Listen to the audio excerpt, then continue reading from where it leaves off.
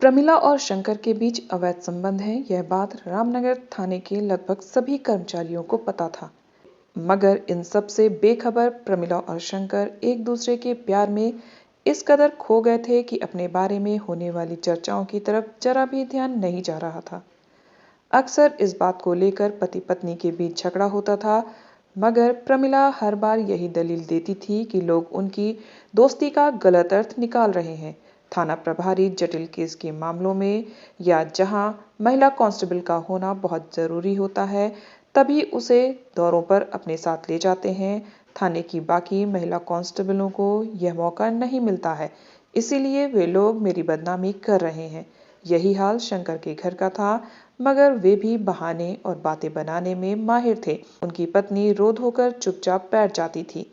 शंकर किसी न किसी केस के बहाने शहर से बाहर चले जाते थे और अपने साथ प्रमिला को भी ले जाते थे।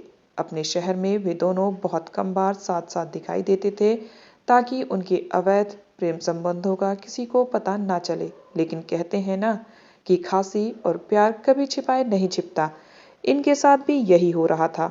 एक दिन शाम को प्रमिला अपने प्रेमी शंकर के साथ एक फिल्म देखकर रात देर से घर पहुंची तो उसके पति ने हंगामा खड़ा कर दिया। दोनों में जमकर हंगामा हुआ। प्रमिला के घर में घुसते ही अमित ने गुस्से से कहा, प्रमिला, तुम्हारा चाल चलन मुझे ठीक नहीं लग रहा है। पूरे मोहल्ले में तुम्हारे और डीएसपी शंकर के अवैध संबंधों के चर्चे हो रहे हैं। तुम्हें शर्म आनी चाहिए। एक बच्चे की मां होकर तुम किसी पराये मर्द के साथ गुलछर्रे उड़ा रही हो। अमित की बात बीच में काटती हुई प्रमिला शेरनी सी दहाड़ती हुई बोली, अमित, बस करो, मैं अब और नहीं सुन सकती। तुम मेरे पति होकर मुझ पर ऐसे घिनौने लांछन लगा रहे हो।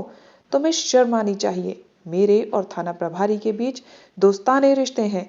कई बार जटिल और महिलाओं से संबंधित मामलों में जब दूसरी जगह जाना पड़ता है, तब वे मुझे अपने साथ ले जाते हैं, जिस कारण बाकी के लोग मुझसे जलते हैं और मुझे बदनाम करते हैं। अमित, तुम्हें एक बात बता दूं कि तुम्हारी यह 2 टके की मास्टर की नौकरी से हमारा घर नहीं चल रहा है। तुम्हारी तनख्वाह से तो राजू के दूध के 1 महीने का खर्च भी नहीं निकलता है, समझे? फिर तुम्हारे बूढ़े माँ पिता भी तो हमारी छाती पर बैठे हुए हैं। उनकी दवाओं का खर्च कहाँ से आता है, यह भी सोचो। अमित, पैसे कमाने के लिए कड़ी मेहनत करनी पड़ती है, कई पापड़ बेलने पड़ते हैं। थाना प्रभारी के साथ मेरे अच्छे संबंधों की बदौलत मुझे ऊपरी कमाई में ज्यादा हिस्सा मिलता है।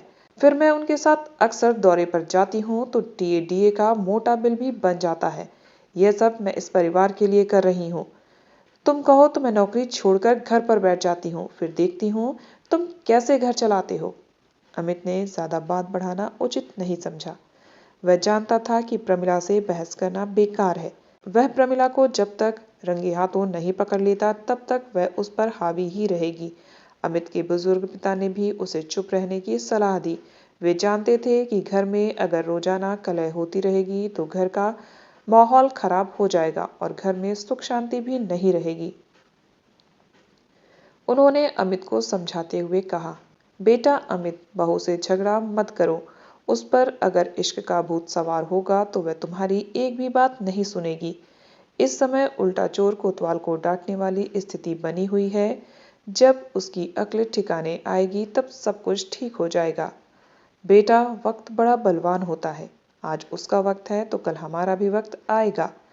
अपने उम्रदराज पिता की बात सुनकर अमित ने खामोश रहने का निर्णय लिया। एक दिन जब प्रमिला अपने घर जाने के लिए रवाना हो रही थी, तभी उसे शंकर ने बुलाया। प्रमिला, हमारे हाथ एक बहुत बड़ा बकरा लगने वाला है। याद रखना, किसी को खबर ना हो पाए। कल सुबह 4 बजे हमारी टीम एबीएन कंपनी के मालिक के घर पर छापा डालने वाली है। कंपनी के मालिक सुरेश का बंगला नेपियन सी रोड पर है। हम आज रात उसके बंगले के ठीक सामने स्थित होटल हिल्टन में ठहरेंगे। मैंने हम दोनों के लिए वहां पर एक कमरा बुक कर दिया है। टीम के बाकी सदस्य सुबह हमारे होटल में पहुंचेंगे। इसके बाद हमारी टीम आगे की कार्यवाही के लिए रवाना हो जाएगी। तुम जल्दी से अपने घर चली जाओ और तैयारी करके रात 9 बजे सीधे होटल पहुंच जाना। मैं तुम्हें वहीं पर मिलूंगा। यस सर, मैं पहुंच जाऊंगी, कहते हुए प्रमिला थाने से बाहर निकल गई। सुबह ठीक 4 बजे सायरन की आवाज गूंज उठी। 2 जीपों में सवार पुलिसकर्मियों ने एबी कंपनी के बंगले को घेर लिया। गहरी नींद में सो रहे बंगले के चौकीदार हड़बड़ाकर उठ गए। पुलिस को गेट पर देखते ही उनकी घिघी बंध गई। चौकीदारों ने गेट खोल दिया। कंपनी के मालिक सुरेश के घर वालों की समझ में कुछ आता इससे पहले पुलिस ने उन सबको एक कमरे में बंद करके घर की तलाशी लेना शुरू कर दी।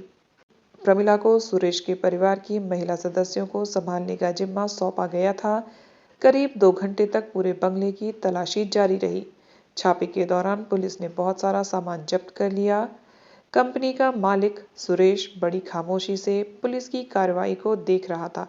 वह भी पहुंचा हुआ खिलाड़ी था। उसे पता था कि शंकर एक नंबर का भ्रष्ट पुलिस अधिकारी है। उसे छापे में जो गैरकानूनी सामान मिला है उसका आधा तो शंकर और उसके साथी हड़प लेंगे। फिर बाद में शंकर की थोड़ी जेब गर्म कर देगा तो वह मामले को रफा दफा भी कर देगा। बंगले पर छापे के दौरान मिले माल के बारे में सुनकर थाने के अन्य पुलिस वालों के मुंह से लार टपकने लगी। शंकर ने सभी के बीच माल का जल्दी से बंटवारा करना उचित समझा। बंटवारे को लेकर उनके अर्दली और कुछ कांस्टेबलों में झगड़ा भी शुरू हो गया। शंकर ने अपने अर्दली और अन्य कांस्टेबलों को समझाया, मगर उनके बीच लड़ाई कम होने की बजाय बढ़ती ही गई। शंकर ने छापे में मिला हुआ कुछ महंगा सामान उसी होटल के कमरे में छिपाकर रखा था। इधर बंटवारे से नाराज अर्दली और 2 कांस्टेबल शंकर से बदला लेने की योजना बनाने लगे। उन्होंने तुरंत अपने इलाके के एसपी आलोक प्रसाद को सारी घटना की जानकारी दी। उन्हें यह भी बताया कि शंकर और प्रमिला हिल्टन होटल में रुके हुए हैं। उन्हें रंगे हाथ पकड़ने का यह सुनहरा मौका है। एसपी आलोक प्रसाद को यह भी सूचना दी गई कि कंपनी के मालिक के घर पर पड़े छापे के दौरान बरामद माल का एक बड़ा हिस्सा शंकर और प्रमिला ने अपने कब्जे में रखा था, जो उसी होटल में रखा हुआ है। एसपी आलोक प्रसाद अपनी टीम के साथ तुरंत होटल हिल्टन पर पहुंच गए। इस मौके पर कंपनी के मालिक के साथ शंकर की पत्नी और प्रमिला के पति को भी होटल पर बुला लिया गया ताकि शंकर और प्रमिला के बीच के अवैध संबंधों का पर्दाफाश हो सके। एसपी आलोक प्रसाद ने डुप्लीकेट चाबी से होटल के कमरे का दरवाजा खुलवाया तो कमरे में शंकर और प्रमिला को बिस्तर पर नग्न अवस्था में सोए देखकर सभी हैरान रह गए। एसपी को सामने देखकर शंकर की हालत पतली हो गई। वह बिस्तर से कूदकर अपने आप को संभालते हुए उन्हें सैल्यूट करने लगा। शंकर के सैल्यूट का जवाब देते हुए आलोक प्रसाद ने व्यंग से कहा, शंकर पहले कपड़े पहन लो, फिर सैल्यूट करना। ये तुम्हारे साथ कौन है? इसे भी कपड़े पहनने के लिए कहो। प्रमिला की समझ में कुछ नहीं आया कि यह सब क्या हो रहा है। वह दौड़कर बाथरूम में चली गई। कुछ देर बाद आलोक प्रसाद ने सभी को अंदर बुलाया। शंकर की पत्नी तो भूखी शेरनी की तरह शंकर पर झपटने लगी। वहां मौजूद लोगों ने किसी तरह बीच बचाव किया। आलोक प्रसाद ने प्रमिला के पति की ओर मुखातिब होते हुए कहा, अमित, अपनी पत्नी को बाथरूम से बाहर बुला लो। बहुत देर से अंदर बैठी है, पसीने से तरबतर हो गई होगी। प्रमिला, बाहर आ जाओ। अब अपना मुंह छिपाने से कोई फायदा नहीं है। तुम्हारा मुंह तो काला हो चुका है और तुम्हारी करतूतों का पर्दाफाश भी हो चुका है, अमित ने तैश में आकर कहा। प्रमिला नजरें और सिर झुकाते हुए बाथरूम से बाहर आ गई। उसे देखते ही अमित आग बबूला हो उठा और वह प्रमिला पर झपटने के लिए आगे बढ़ा, मगर उसे भी समझाकर रोक दिया गया। अमित, अब पुलिस अपना काम करेगी। इन दोनों को इनके अपराधों की सजा जरूर मिलेगी, कहते हुए आलोक प्रसाद शंकर के करीब पहुंचे और उनके कंधे पर हाथ रखते हुए बोले, शंकर, कंपनी के मालिक के घर छापे के दौरान जब्त माल कहाँ है? जल्दी से बाहर निकालो। कोई भी सामान छिपाने की तुम्हारी कोशिश नाकाम होगी, क्योंकि इस वक्त हमारे बीच कंपनी का मालिक भी मौजूद है। शंकर ने प्रमिला को अंदर से बैग लाने को कहा। प्रमिला चुपचाप एक बड़ा सूटकेस लेकर आई। भारी भरकम सूटकेस देखकर आलोक प्रसाद ने एक इंस्पेक्टर से कहा, सूटकेस अपने कब्जे में ले लो और इन दोनों को पुलिस स्टेशन लेकर चलो। अब आगे की कार्रवाई वहीं होगी। सिर झुकाए हुए एक कांस्टेबल के साथ शंकर और प्रमिला कमरे के बाहर निकल गए। एसपी आलोक प्रसाद शंकर और प्रमिला को रोककर बोले, आप दोनों एक बात याद रखना, जो आदमी अपने परिवार को धोखे में रखकर उसके साथ अन्याय करता है, अनैतिक संबंधों में लिप्त होकर अपने परिवार की सुख शांति भंग करता है और जो अपनी नौकरी के साथ बेईमानी करता है, उसे एक ना एक दिन बहुत बड़ी कीमत चुकानी पड़ती है। वे दोनों सिर झुकाए चुपचाप खड़े थे। उन्हें पता था कि अब आगे न सिर्फ उनकी नौकरी छिन जाएगी बल्कि जेल भी जाना होगा। लालच और वासना ने दोनों को मुंह दिखाने लायक नहीं छोड़ा था। लेखक ताराचंद मकसाने। तो दोस्तों, आपको ये कहानी कैसी लगी कमेंट करके ज़रूर बताइएगा और ढेर सारी कहानियों को सुनने के लिए चैनल को सब्सक्राइब ज़रूर कर लीजिएगा। मिलते हैं नेक्स्ट वीडियो में एक और नई कहानी के साथ। तब तक आप सब हंसते रहिए, मुस्कुराते रहिए, खुश रहिए। Bye bye, take care.